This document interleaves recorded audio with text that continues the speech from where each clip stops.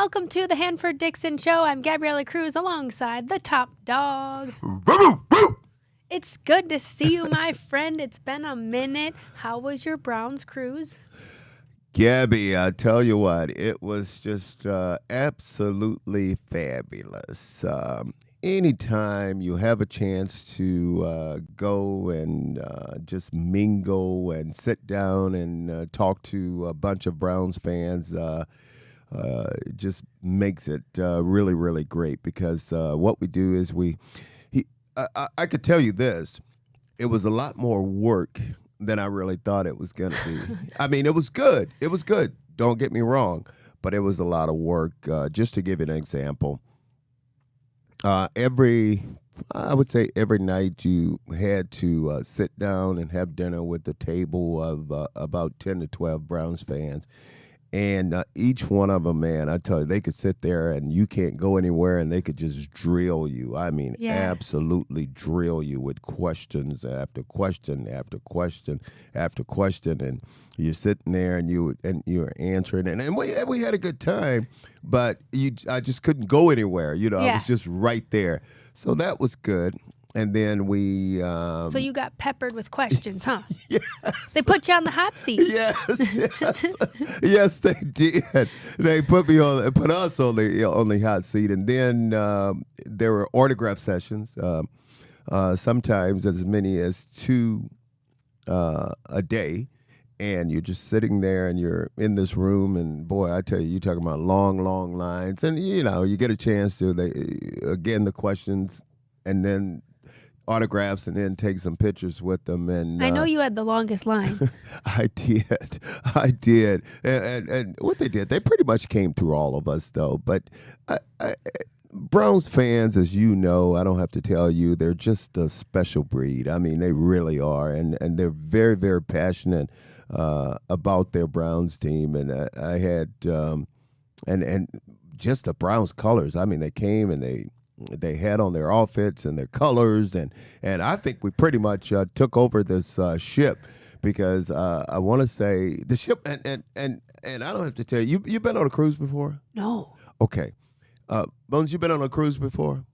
I have not. You guys, these ships are huge. Yeah. I mean, now, can you tell that you're like, yes. You know what I mean? Yes. Like when you went to sleep, could you be like? And I still, there's a lot of drinking going on too. Oh, okay, so sure. So you were already. So when you sleep, you sleep. You don't feel it. But you had enough Crown, right? I had enough Crown. But I can tell you this: it still feels. I think I'm finally right now starting to get over it because I was sitting there the other day and I said, man, I feel like I'm still on that ship. I feel like I'm still swaying and moving. But I was surprised because normally a lot of people, when you go on a cruise ship and you go on a cruise, you get sick. Yeah. I mean, and I didn't, to recall, I don't recall anyone on that ship coming and say, hey, they got sick or they felt sick, or especially not any of the boys. Yeah. But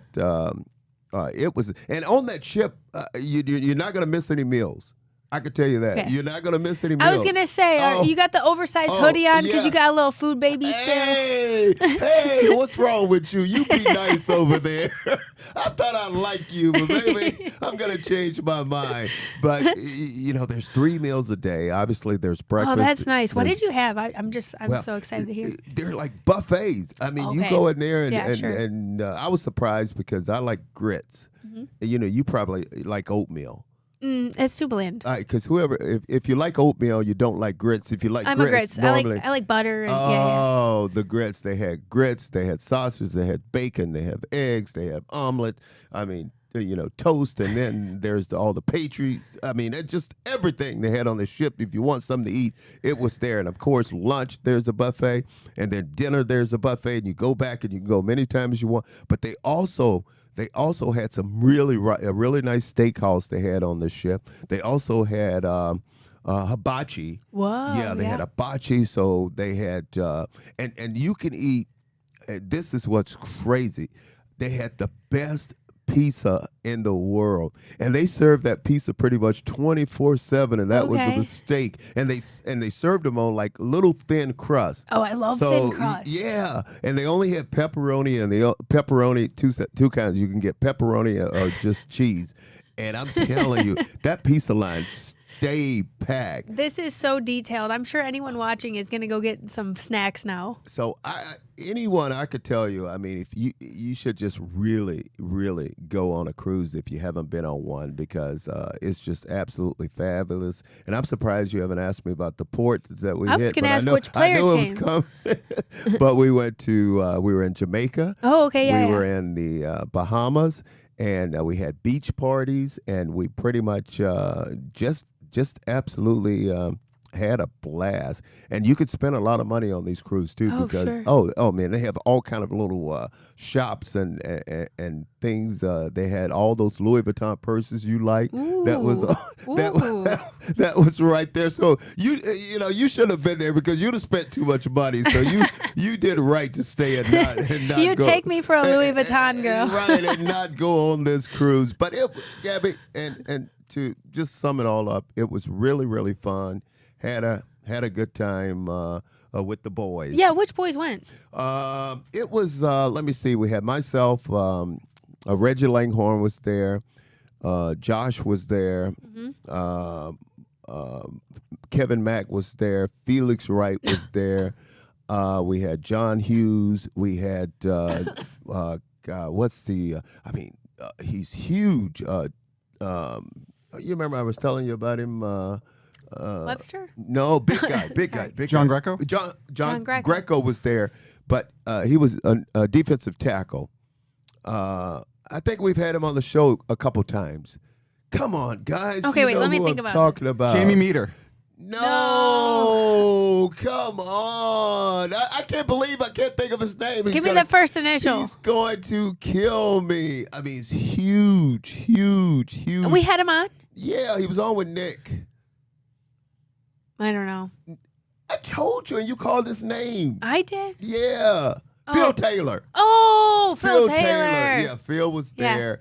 But it was he's not that huge. Well, he's pretty big. But it was it was about 16 of us on that on this cruise. And again, I know you guys, you hooligans had a good time. We had a great time, and it was just good just sitting down, talking to the guys, and just laughing and talking, and all the camaraderie. Just fun. Just absolutely fun. Cool. Well, let's take a break, because when we get back, we can break down a little bit more Browns specific and talk about free agency, some of the moves that have been made, and get your thoughts. You got it. All right. Thanks for watching. We'll be back right after this. Welcome back to the Hanford Dixon Show. I'm Gabriella Cruz alongside the top dog. I know you had so much fun on your Browns. Wait a minute. Hold on. You didn't say anything about my tan. Oh, I was going to say you have a little glow to you. But I don't know if that's just because you got in a good nap. He's got jokes. I couldn't help it with that one, Okay. You threw me an absolute curveball, and that is freaking hilarious. Look at her. She's turning red over there. Come on. It's funny because we prepare for our segments, and at no point did I see this coming. Right. Oh, man. Okay, good. You had too much pizza. I know it. Let's talk a little bit Browns here. Speaking of sun brown tan. Our jokes are so bad. We're such losers. Okay. Browns, ton of news here, Hanford. What do you think about the Jerry Jeudy trade?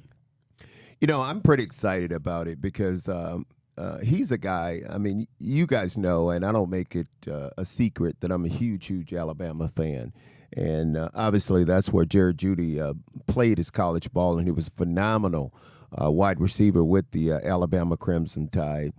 And here is what's interesting. When Jerry Jeudy was coming out of college, he was a guy that the Browns had pretty high on their board. And he was the guy that they wanted to draft. So it's just funny now that you can circle back, and now we have this guy as part of our team. I mean, now we have two great two Alabama wide receivers, obviously Amari Cooper.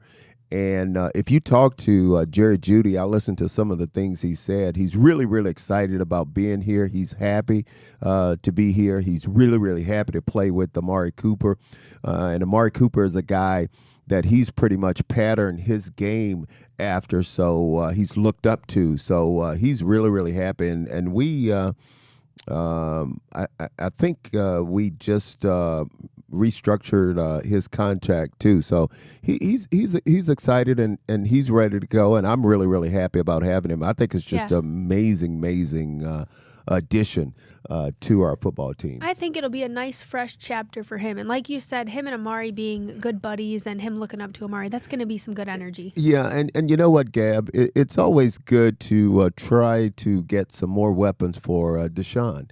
I mean, we want him to have as many weapons as he can on that offense to try to make his job a little bit easier. And obviously, the first thing with him, and I know we're not talking about him, but he needs to stay healthy. And if he's healthy, then with all the weapons that he has, that'll make this offense really, really click. Because we want to get Nick Chubb back, and the big question is whether or not after those two surgeries, on that same knee, who knows what's going to happen and how he's going to respond coming back. But hopefully, knowing Nick the way he is, he'll be back. So looking at that offense with the good offensive line, with the Nick back in the backfield, and the addition of Jerry Jeudy, to answer your question, I think that's a good thing. How about the Browns signing Jameis Winston over Joe Flacco? Do you think that was the right move? Well, it's funny, talking to a lot of people, there's a lot of mixed feelings over this whole thing, because I think we all wanted to see Joe Flacco come back and be a part of this team, especially after what he did, how he energized his team, got everybody ready to go. But you know what? I think the Browns are looking at this whole thing about the money too. And I think when bringing in Jameis Winston, I think he's going to cost us only about $4 million. And I think if we'd have brought back Joe Flacco, it had to be somewhere in that $11 million range. I think that's where he was looking. But I'm not opposed to us having Jameis, because I think this kid could play. I mean, obviously he could play, and I think the Browns are just making sure that they don't have a problem. He's just an insurance, just in case our guy Deshaun gets hurt. So I think we'd be okay. Yeah, they want that quarterback position to have some insurance, like you said. Tyler Huntley also. Yeah, and that's what I was laughing right before you said that name, because I mean, when you look at that quarterback room, what are we going to do with some of these guys? Because DTR, for instance, he's a guy that we drafted, and he was supposed to be the future. Well, what's the Steelers going to do with all their people? We'll get to them. We'll get to them. But yeah, they got this stocked quarterback room for sure. How about this, Hanford? Mike Vrabel was hired to be a consultant. Do you think that places a little added pressure on Kevin Stefanski? Well, this is funny. I mean, this is really, really funny, because this is a move that really shocked me. I mean, it really... Yeah, why do you think he took a lower position? It really, really shocked me, because you talked about a guy who was just a head coach in the National Football League, and now he's on our staff. If you're Stefanski, I don't care if you did just win Coach of the Year. I mean, come on. I mean, you got him. You got him waiting in the wings, and then you also have a defensive coordinator, Jim, who is right there. So you got two guys really that are capable of being a head coach. Yeah. So Stefanski's saying, but I can't imagine them making this move and bringing him in without Stefanski giving them his okay on this whole thing. So I thought it was interesting. I think the more minds that you have on this football team can only make this football team better. So I say bring it on and let's roll with it. All right. Yeah, I'm with you on that. We've got these higher up, higher level thinking minds in the house. You're right. Do you think the Browns are done making moves until the draft? You know what? You never know. I mean, these teams right now, I mean, if you look across the board, I mean, they're constantly making moves, each and every one of them. Going back and I know you're headed in this direction, so I'm gonna go there real quick, talking about the AFC North. Yes. And this is very, very interesting, Gabby. The AFC North was strong as before all these teams, before free agency, before everybody start making their moves. Right now, the AFC North is really, really strong. Let's go with the Pittsburgh Steelers, for instance. Man, look what they got cooking over there, okay? Traded 6th-round pick for Justin Fields. Yeah. The Pittsburgh Steelers are set at quarterback right now. I mean, they got Justin Fields, who I don't care what anybody say. I think Chicago is crazy. I mean, absolutely crazy for letting that guy go, because they just didn't put a lot of players around him, a lot of players to help him. I think he's a good player. I think he's going to be a good player in this league. And also, you got Russell Wilson, who they bought over there, who's also the quarterback. I think Russell's the one that's going to start on that team, and I think Justin's going to back him up. But the Pittsburgh Steelers is nothing but getting stronger. And they got a good cornerback, and then to go away from them, you got those Baltimore Ravens. Let me tell you something. The Baltimore Ravens signed I think the best. Well, obviously you got Nick Chubb, but other than Nick Chubb, I mean, when you're talking about running the football, Derrick Henry. I mean, Derrick Henry is just a big, brutal back, and when you got Lamar Jackson and Derrick Henry running that football, I mean, I'm talking about the Ravens are going to be tough. They're going to be tough, and they're always tough. We're going to have Ozzy on. Well, we got to have him, and I kind of knew about that move that Derrick Henry was going to the Baltimore Ravens. Man, he's such a weapon. I just just say, wait in the wings, dog. Wait in the wings. We're working on it. We're working on it. But the Ravens, again, you expect them to be tough. The Ravens should have won the Super Bowl, but I think they beat themselves. Then also, the Cincinnati Bengals. I mean, Joe Burrow come back. You talking? Oh Lord, you talking about another team that's going to be. I don't understand T. Higgins' problem though. I really don't understand his problem. My understanding, he want to be traded. They just franchise tagged him, and when they put that tag on him, he's going to make, I think, $24 million this year. I guess he want a long-term deal. Just sit tight. They're going to be able to give you that deal. But the AFC North is strong. It's going to be strong. And with all the moves that were just made, Gabby, it's going to be, I think, one of the strongest, if not the toughest division in the National Football League. We got a ton of moves. All right, Hanford, thanks for getting into it. And we also have a cool interview that you were able to film on your Browns cruise. So we'll have to tease that at some point. But you sitting down with Webster Slaughter, I know, was a great conversation. Great conversation. Really enjoyed talking to him, because he's a guy that I used to go against in practice all the time. And one of the questions I had for him, I heard him say on the cruise that he didn't know in the beginning that he was a good enough wide receiver to make the National Football League. And you know what I told him?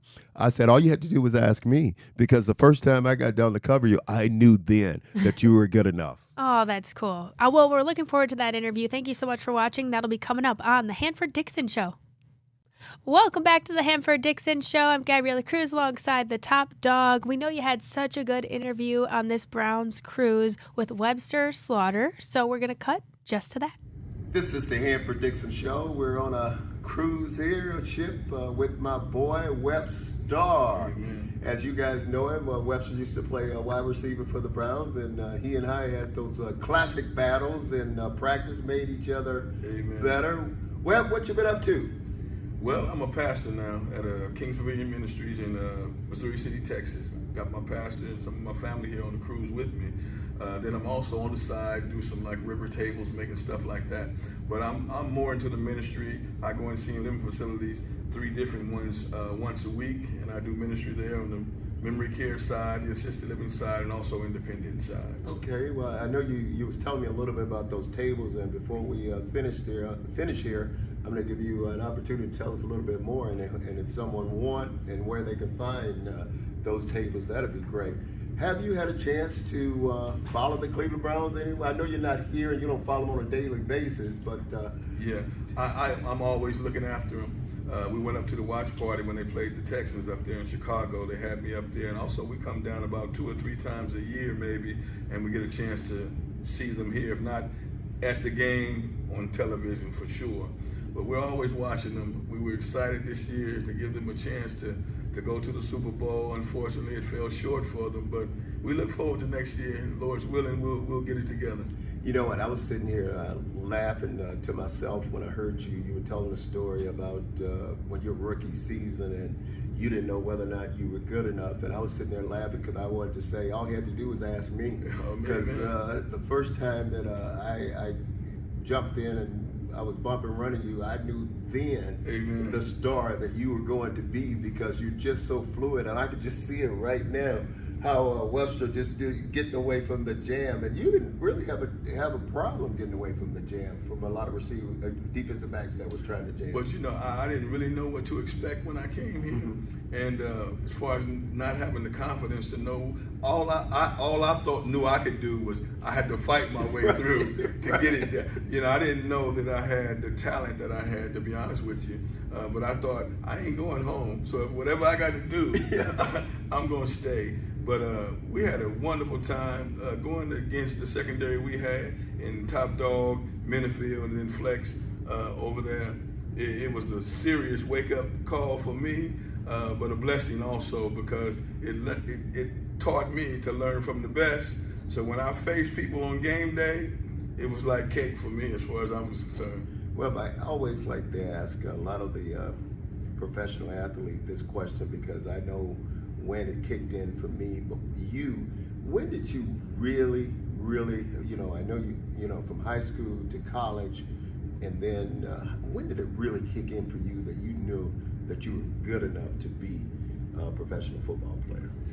You know, I thought after my junior year of college, I had a chance maybe to make it. And then really, you don't really know until you actually get in actual games.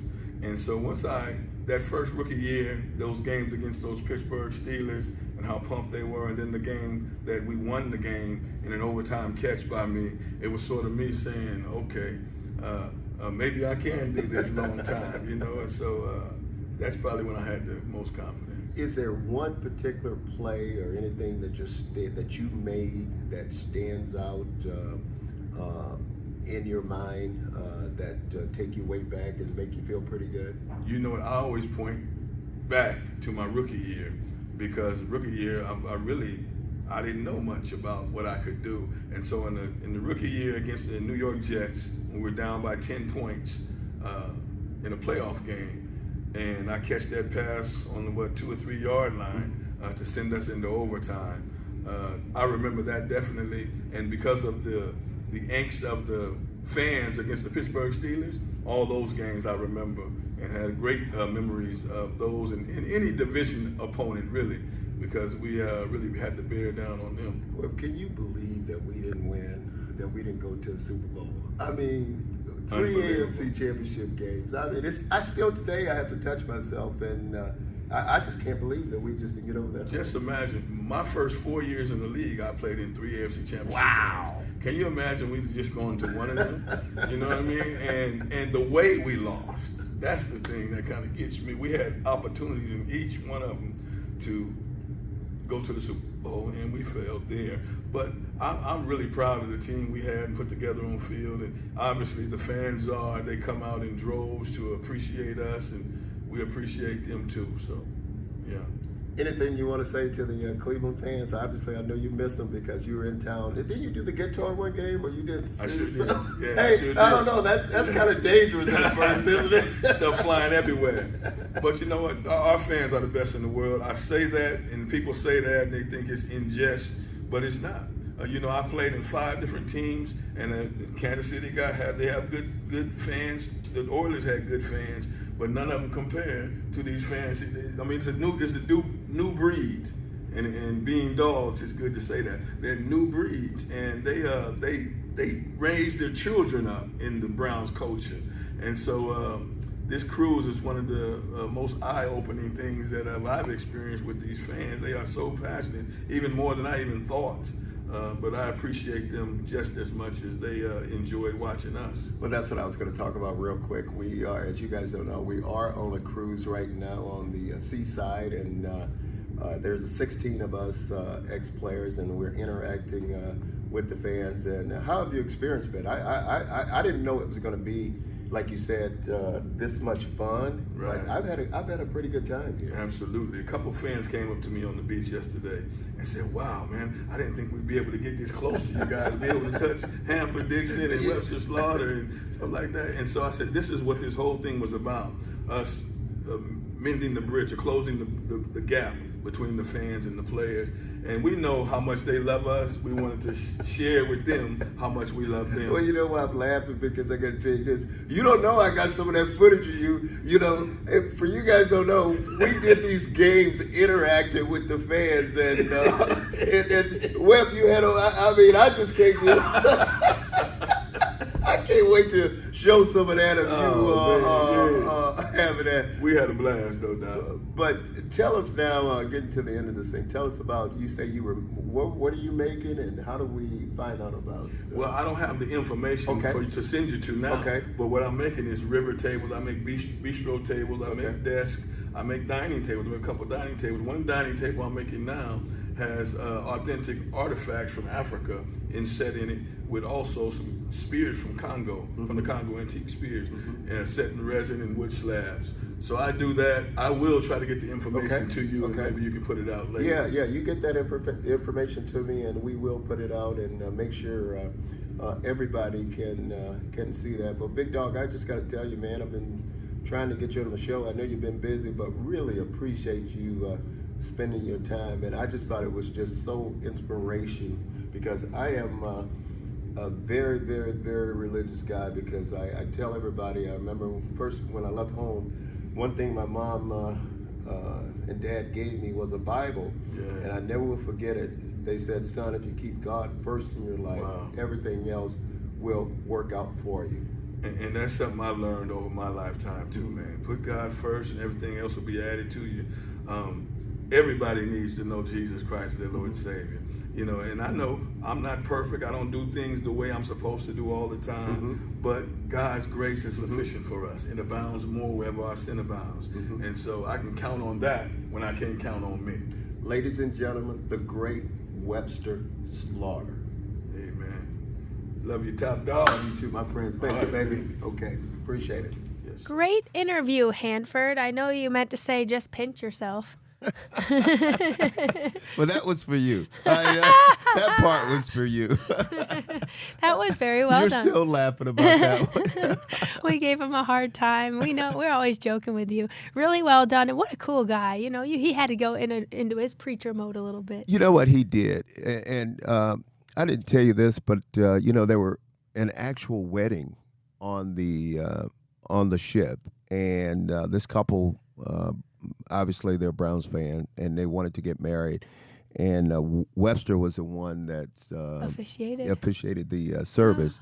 And, you know, it was just great. I mean, it was all exciting, and we all was right there. And they said, who, you know, the part where who give this couple away or whatever. Yeah. And all 16 of us stood up and we said, we do. Oh, that's so cool. It was pretty cool to see Webster just do the service, but he is just such a grounded guy right now. And Gabby, you never really got a chance to watch him play, but let me tell you something. They didn't come any better than Webster Slaughter at that wide receiver position. And I meant everything I said, because during practice, I mean, myself, Frank Minifield, we would go against Webster Slaughter, Brian Brennan, and Reggie Langhorne, just to name a few of those guys. And we felt that if we can cover those guys, we can cover anyone on the other teams that we're going against. And I think what we did was, I think we all made each other better, as far as, because we practice hard. I mean, we really practice hard. Not like these guys today. I mean, hell, I mean, they don't even practice. I mean, they haven't made right now. I mean, they really haven't made. You guys were practice. getting at each other in practice. Well, because you look banged up. Yeah, because you look at it, and I don't want to call them soft. I really don't. But you do. But I do. But I do. I mean, they hurt a knee. They hurt, and I understand if you can't practice, you can't play, you can't play. But we played through a lot of injuries, because I remember one game, I think Ronnie Lott, who was the great cornerback and then moved to safety with San Francisco. I think Ronnie was so tough. He just, one game he just cut off his finger. I remember you saying remember that? I mean, he cut off his finger and he just went back in the game. And now you talking about a tough son of a gun. I mean, he was really, really tough. But that's just the mentality that we had back then. But now you got the NFLPA, which is the league right now. You can't do nothing with these guys. They can only practice so many days in training camp. They can only wear pads so many days. And we were just there every single day in our pads, and we were just ready to go. It's cool to hear those old times, old stories. It is, but don't be sneaking calling me old over there. I'm sorry, okay? I wasn't calling you old. I could tell you had it in your eyes. Way back then. Trying to call me talking about it wasn't way back kidding. then. It doesn't seem that long ago to me. Just, it might seem a couple years ago, a few years ago, back then. Thanks for sharing that interview, Hanford. We're going to talk a little free agency when we come back. Thanks for watching the Hanford Dixon Show. Welcome back to the Hanford Dixon Show. We're just going to chat about some free agency here and some of the moves that the Browns made. Gotta love the re-signing of Zadarius Smith. Locked him up for 2 years this time, and he's getting paid pretty good, over $23 million. Yeah, anytime you're going to sign a pass rusher, I have something in my heart that's I feel that kind of vibe and special vibe for those guys, because me being a cornerback, I mean, those guys, you have to have them, and they can make our jobs, those guys in the backfield, a lot easier. And Zadarius, he's one of those guys that, he really came on late, I thought. He really started to play a lot better toward the end of the season. And anytime, I think him and Myles Garrett, I think they complement each other really, really well. And I think Zadarius was really happy about coming back to Cleveland by re-signing with the Browns and being back in Cleveland, because I think one of the things that he said there's something special brewing in that locker room, talking about him, Myles, Harris, and a bunch of the guys that's playing on that defensive line. And you guys know me, what I've always said, and it still hasn't changed. I said the game of football is controlled and started on the offensive and defensive line of scrimmage. That's where the game is truly, truly played. And we have him, and I'm just happy that he's a big part of that defense. The only thing the only problem I had, and you guys know with that defense, is just for some reason we play really, really good football at home, and then we go on the road and we just can't get it together. I just don't understand that. I just don't understand why this team doesn't travel well. And I thought that Stefanski and Jim, that they would be able to solve that problem, but they haven't. And that's one of the big things I think that we have to do this year. We have to get them able to be able to travel and go on the road and play. But go ahead. I was going to say one guy who still always played well on the road was JOK. And Schwartz wants him to play every down. And, we also have Devin Bush and Jordan Hicks within those linebackers. But I really think JOK is going to shine as a leader this year. Gabby, I am so happy you mentioned him. I am so happy you mentioned him, because that guy, I mean, he is just, he's turned himself into just a dynamite player, a phenomenal player. He's a smart player, because if you watch him, he knows what's coming, what the team is trying to do to him and do to the defense before it even happens. And that's the way you could tell whether or not a player really, really studies and really prepares himself and get ready to play. And that's one thing about JOK. He's really turned into a good player. You could tell the difference between the 2023 season, the 2022 season and last season. You could just watch him play. But I agree with Jim 100%. He's a guy, I think he should be on the field. He should play 24/7, and and I think Jim's going to do everything he can to keep him on the field and get him on the field. Now, we probably won't have Nick Chubb healthy enough for week 1. What do you think about this Nyheim Hines add? I like our running back room. I mean, I really like our running back room because when you looked at it, even last year with Nick going down, those guys still were able to pick it up and keep it going. I mean, it's got a lot to do with that offensive line. I mean, because everybody knows in the league. I mean, we've had a great offensive line. It's going to be interesting to see because obviously the offensive line have lost their leader. He's gone to coach with his son right now, but I like our running backs. I like our running back room, but we can only pray and hope that Nick can come back from that injury because, Gabby, that's 2 surgeries. It's either 2 or 3 surgeries. I know 2 for sure on that knee. And wasn't that the same knee? It's the same knee. That's what I'm talking about, on the same knee, and that's going to be tough. I mean, but Nick, if anyone could do it, Nick Chubb could do it. But I just sent a message out to Nick and just tell him this. Nick, you don't need to squat as much as you're squatting right now. I mean, we don't need you to do that. We need you to just take it easy right now. Just squat normal. I hate squats You're anyway. just trying to eliminate competition in the weight room when you step in there. No. I don't squat. Never have squat. Never will squat. I mean, I just hate it to even look at those squats. But, Nick loves it, and I just want to let him know he don't need that. But if we can get him back healthy, I mean, we can get him back playing the way he's been playing before he got hurt, Gabby. It could just be a phenomenal thing. But to answer your question, I'm pretty happy with all those running backs because I think all of them can get the job done, and I think we will be okay with them. Let's take a break. We'll be back with more Hanford Dixon Show right after this. Welcome back to the Hanford Dixon Show. We are breaking down free agency. We're going to chat a little bit about the draft, and I want to get your thoughts on David Njoku. What are you excited for him this season? Gab, he has just become a matchup nightmare for defensive players. And what I mean by that is he's such a big guy. I mean, he's big, he's muscular, he's fast, and he's too big for what. Let's just put it this. Normally you have linebackers to try to cover tight ends. No, not with this guy. He's just too big and he's too fast. They can't handle him. Now, then the next person you look in the secondary, you look at a safety probably trying to cover him. Normally the safeties can't handle him because they're too slow. And then you want to put a corner on this guy, and the corner, he's just too big for a corner. So that's what I mean by David Njoku is just a matchup nightmare. And he's really starting to play and really starting to come into his own as an offensive player. And he's a weapon. I mean, he's a weapon, and he's a good weapon for a quarterback to have. So that's the good thing. Deshaun's got David Njoku. He's got Amari Cooper. We just brought in Jerry Jeudy. We got Elijah Moore, who is a fast. We got Tillman. Remember, we brought Tillman in, and I always like Tillman. He's another big target. But we have a ton of weapons on offense that could really help Deshaun or whoever is that quarterback. So we should be okay right there. Speaking of big targets, Marvin Harris coming out of Ohio State. Anybody else stand out to you with the draft coming up?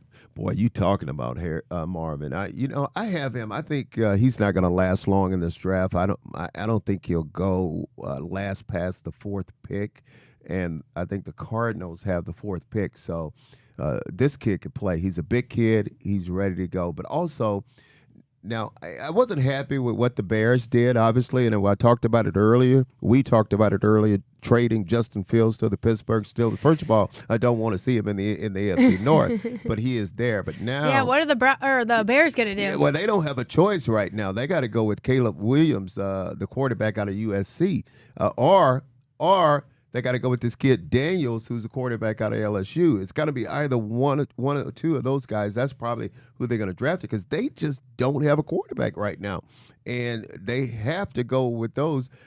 And then you got the Patriots, who Jones. They don't have a quarterback, so they're going to go with this guy Drake May out of North Carolina. So that's going to be their guy.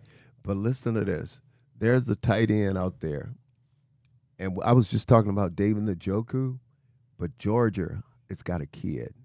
And this kid, Brock Bowers, he is just he is going to be a phenomenal tight end in the National Football League. So he's a guy that I think is going to be pretty good. And then you got outside linebacker from the University of Alabama, Dallas Turner, who is going to be a beast.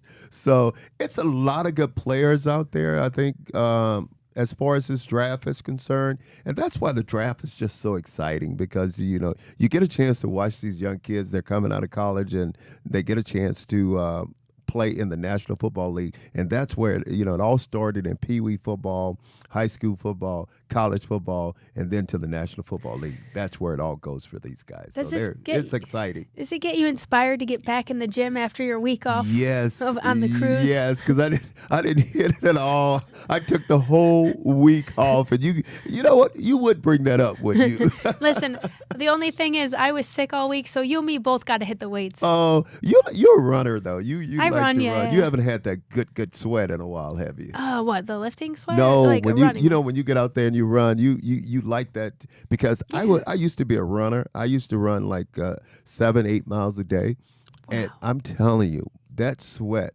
when you finish, it's just unbelievable. It's healing. It is. We'll get back on our stuff. Yeah. We got to take one more break, Hanford. We'll be back right after this. Welcome back to the Hanford Dixon Show. Hanford, I wanted to ask you a little bit about the Steelers. Let's pick them apart a little bit. Let's Kenny Pickett them apart, shall we? I'm just kidding. No.